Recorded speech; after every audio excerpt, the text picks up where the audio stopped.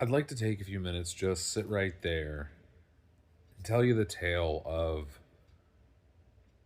a woman you've never heard of, and most people never will. But she's no longer with us.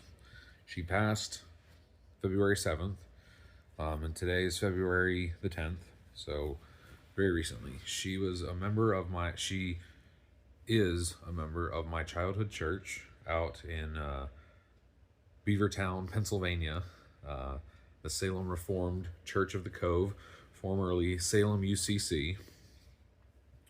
Her name's Tammy Rhodes. You can look up her obit. Maybe I'll even drop it in the comments below or in the replies below, the comment section down below. It's an obit worth the read. Very short, very quick. You can easily hop over and have it done before, instead of scrolling to the next short or two.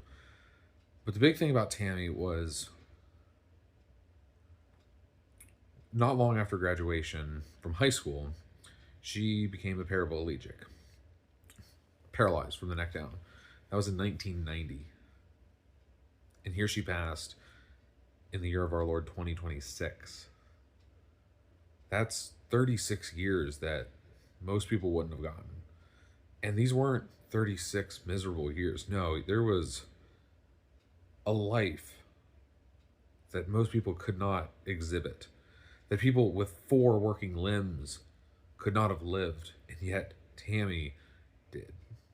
Some things that I'll remember, like, who was I but some lonely punk kid as part of the youth group, and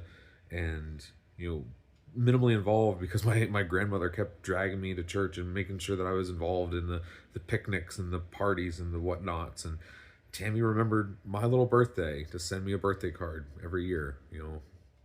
I barely knew Tammy. I couldn't even communicate with her. I mean, she could hear me, but her way of communicating was you had to read her lips, and I never got good at it. Not to say that I regret that. I was just, when communicate, you can't communicate on a one-way street. So I couldn't really, it was very difficult for me to understand her. And yet she always made sure to send me that birthday card.